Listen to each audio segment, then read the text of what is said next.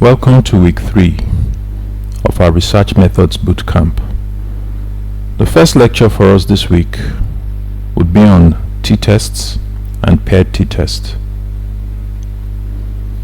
In this lecture, we shall introduce the foundational concepts of inferential statistics, focusing on how sample statistics are used to estimate unknown population parameters. We'll distinguish between standard deviation and standard error. Also explain how confidence intervals provide a range for the true population value. The core of this lecture details the conditions and applications of the student t-test.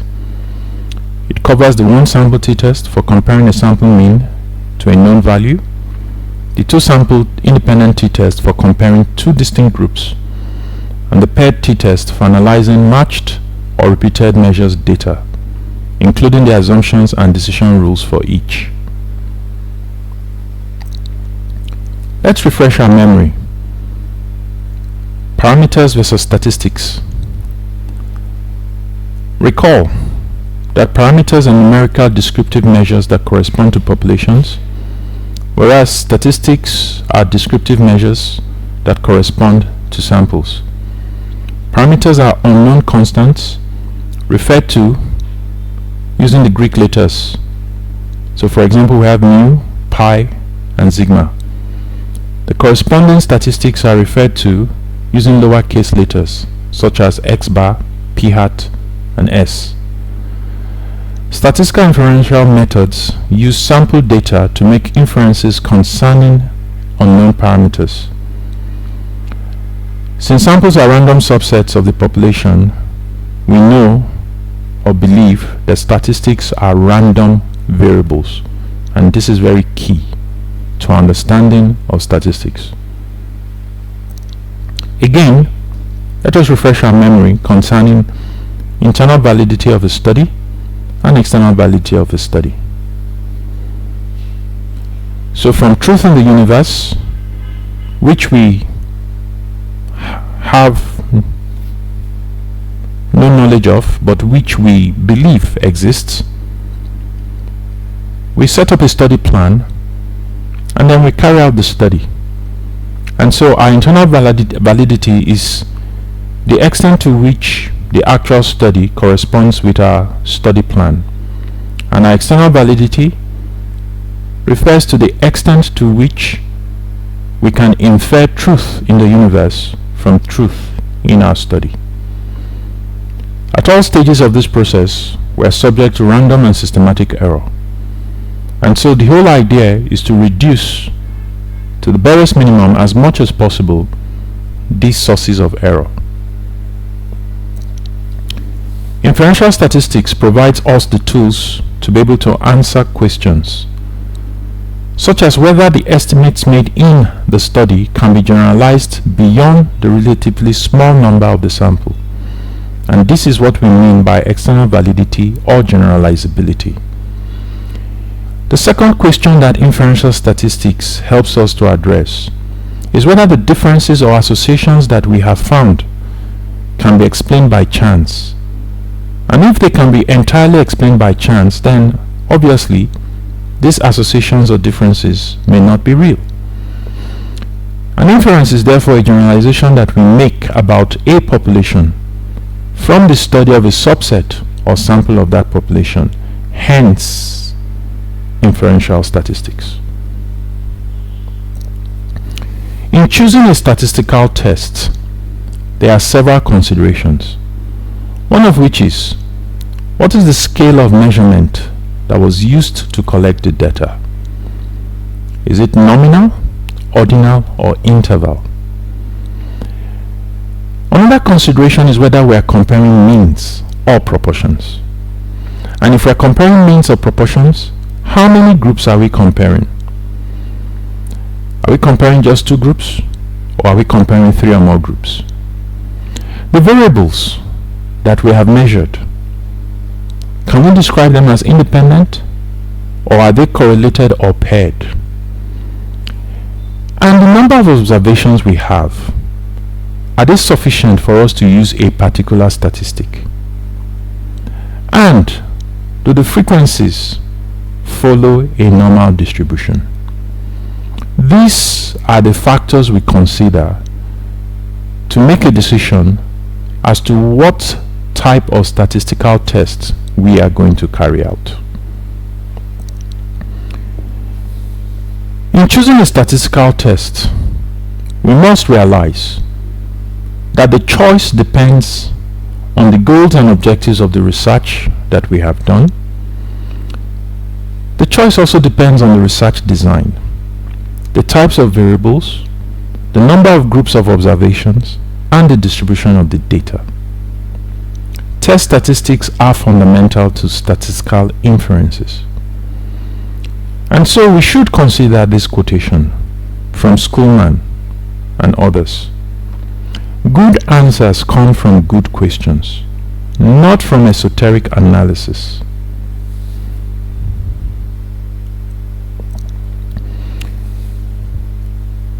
If the study is not representative of the population, the inference we make from the result will be misleading. Inferential statistics will not help if the sample is not representative. Inferential statistics cannot correct mistakes in our study design. Even if we have taken care of all this, that is to say, if the sample is representative, if the study design is sound, we have to understand that our results are still subject to some degree of uncertainty or chance, because we are not in a position to know the absolute truth about the parameter in the population. So we cannot be quite certain that the results we got from a single sample tell us the truth about our population. And so this is the uncertainty. It cannot be eliminated completely, but its probable magnitude can be calculated. And this uncertainty is known as the sampling error. And so the sampling error is a measure of the uncertainty about our statistics. Again, we should recall that generalization from our sample to the population from which the sample was drawn depends first on the size of the sample, and second on variability in the results that we have obtained. Considering the size of the sample, if we have examined 100% of the community, then the result will represent findings in the whole community. However, the smaller the sample drawn, then the less likely its findings can be generalized. Marked variation between measurements means different results are more likely to be obtained from different samples. And if these results fall within a wide range, that is, if they have a high variability, then a small sample will be less likely to represent the parameter under consideration. The standard error is a statistical measure about the probability that the finding in the sample will reflect the finding in the population. The standard error depends upon two factors: the size of the sample and the variation in the sample. The variation in the sample is given to us by the standard deviation, and thus we see that there is a relationship between the standard error and the standard deviation and also the sample size. And this relationship is given to us by the equation that we see on the right side of this slide. The standard error can be used to produce a confidence interval. So what is a confidence interval? A confidence interval is a range of values which includes the population parameter at a specified level of probability. For example, if we consider the sample mean, then the sample mean plus or minus 1.96 times the standard error gives the 95% confidence interval. And what this means, therefore, is that there is only a 5% chance that this interval does not include the true population mean. You may well ask, where did we derive the number 1.96 from? If you recall that the Z value at alpha equals 0.05, that is 5%, is 1.96, then it becomes apparent to us where we got the 1.96 from. So depending on the level of confidence that we're interested in, the Z value would change. We can as well calculate the 99% confidence interval as well as the 90% confidence interval. This is possible. The standard error can be calculated not only for the mean but also for any parameter that we're interested in. So we can calculate the standard error for the difference between two means. We can calculate it on a percentage. We can calculate it on the difference between two percentages. We can also calculate it on a correlation coefficient. The standard error should be clearly differentiated from the standard deviation. Again, these are not the same thing. The standard error is different from the standard deviation. They are different. The standard deviation is a measure of the variability in the sample that we have studied, while the standard error is a measure of the uncertainty in a sample statistic. The standard error depends on both the standard deviation and the sample size, and it is a recognition that the sample is unlikely to determine the population value exactly. Statistical significance of a result does not give us an indication of the magnitude of that difference in the population from which the sample was studied. And this is where confidence intervals provide us with information. We can calculate confidence intervals on the result of just about any statistical test. And confidence intervals allow us to estimate the strength of the evidence. If the confidence interval is narrow, then we can infer that the strength of evidence will be strong. Wide confidence intervals indicate greater uncertainty about the true value of the result. In reporting confidence intervals, a point estimate of the result is given, together with a range of values that are consistent with the data and within which we expect the true value in the population to lie. The confidence interval therefore provides us a range of possibilities for the population value. And that's what we need to understand about the confidence interval. It is a range of possibilities. This is in contrast to statistical significance, which only indicates whether or not the finding can be explained by chance. So think about it. When we talk about statistical significance, we're only just talking about the probability that this finding can be explained by chance, or data that corresponds to our data or more extreme than what we have observed can be explained by chance. Whereas the confidence interval gives us a range of possibilities within which we may find the population value. So when you think about this, you realize that the confidence interval actually provides us with more information. And that is why there is a preference for reporting confidence intervals rather than just reporting only your p-value. Just like we do for statistical tests, you as the investigator must select the degree of confidence or certainty that you want to accept to be associated with a confidence interval. 95% is the most common choice, just as 5% level of significance is widely used. In fact, you can see that 95% is just the complement of 5%. So in general, when a 95% confidence interval contains a zero difference, and by zero difference, we're not talking about the number zero, no. We're talking about the statistic or the point estimate which indicates that there is no difference between comparisons or groups being compared. It means that one is unable to reject the null hypothesis at the 5% level. Let us look at some examples. Consider that mean hemoglobin was measured in males and females, And the mean hemoglobin for males was found to be 13.2 grams per deciliter, compared to 11.7 grams per deciliter for females. And so the question will arise, is there a statistically significant difference in mean hemoglobin levels between males and females? We can derive the answer from our confidence interval for the difference for males and females.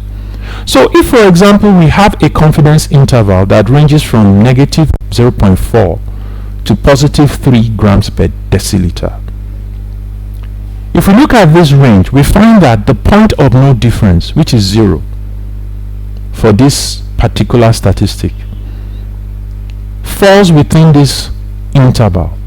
And so because it falls within this interval, we fail to reject the null hypothesis that there is no difference. And so this graphic helps to provide a visual aid for us to see. We can see that the confidence interval is marked out, and we see that the point of no difference, which is 0, falls within this interval. And so because of that, we fail to reject the null hypothesis, because we cannot exclude the point of no difference from that interval. In contrast, suppose we got a confidence interval of 1.4 to 3 grams per dl. As we can see in this graphic, the point of no difference, which is 0, is outside of this interval. And because it's outside of this interval, we can reject the null hypothesis that there is no difference in hemoglobin, mean hemoglobin levels between males and females.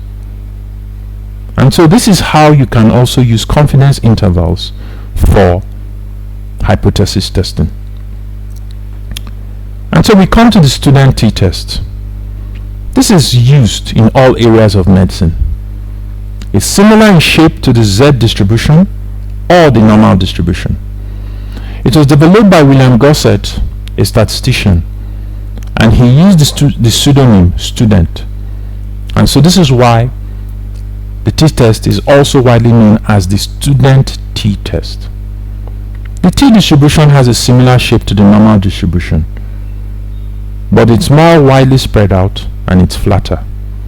The degree of spread and the flatness changes according to the sample size.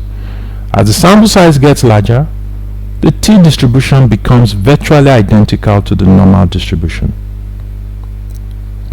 And we have different types of t-test.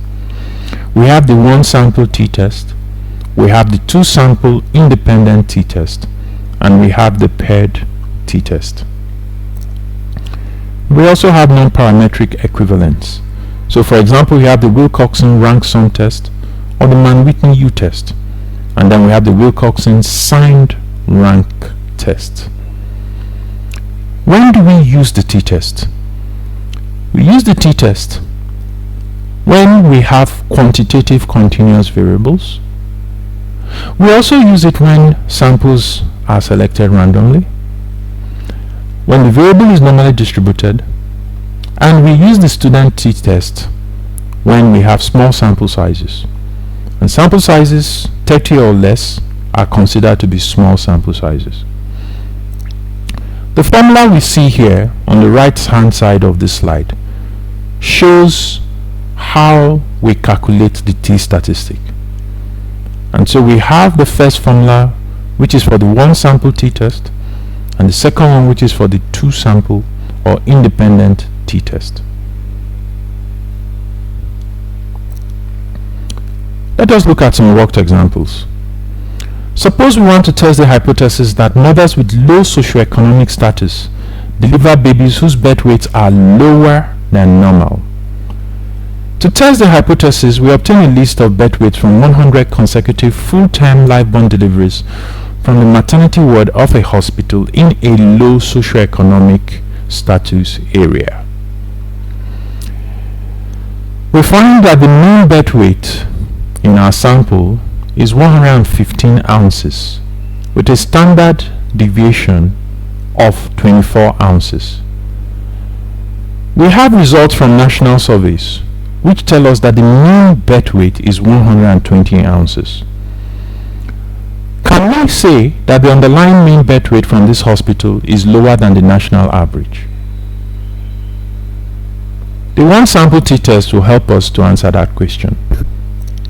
The hypothesis being considered can be formulated in terms of null and alternative hypothesis. The null hypothesis is that the mean birth rate in the low socioeconomic status area hospital is equal to the mean birth rate in the country. The alternative hypothesis is that the mean birth rate in this hospital is lower than the mean birth rate in the country. This alternative hypothesis is an example of a directional alternative hypothesis because it states the direction of the difference. In this case, the alternative hypothesis is stating that the mean birth rate in this hospital is lower than the mean birth rate in the country. And this is denoted mathematically as shown. So the statistical model in this case is that birth rates come from a normal distribution with mean, mu, and unknown variance sigma squared. We thus wish to test the null hypothesis that the mean population mean of 120 ounces versus the alternative that the sample mean is less than 120 ounces. So we are testing the null hypothesis that the sample mean is equal to 120 ounces versus the alternative that the sample mean is less than 120 ounces. If we look at our hypothesis testing, there are 4 possible outcomes. We can either accept the null hypothesis when the null hypothesis is true, or we can reject it when the null hypothesis is true. We can also accept the null hypothesis when the alternative hypothesis is true, or we can reject the null hypothesis when the alternative hypothesis is true. So 4 possible outcomes.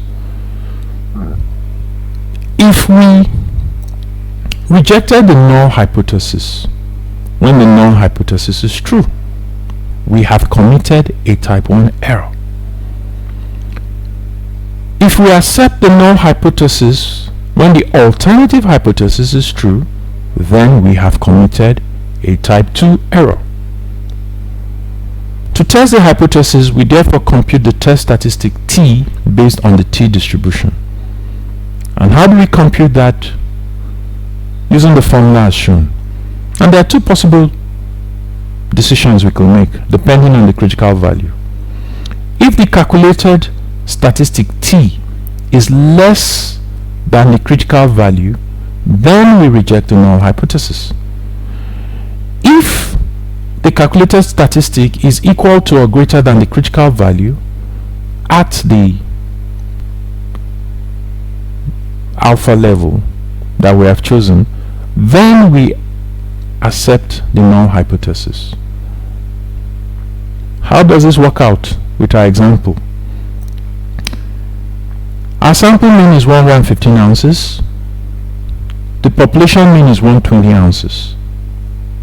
The standard deviation was found to be 24, and the sample size was 100 because we collected observations from 100 consecutive births. And so this gives us a t statistic calculated of minus 2.08.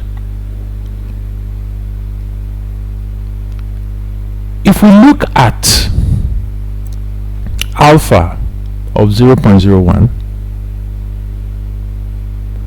or rather if we look at alpha of 0.05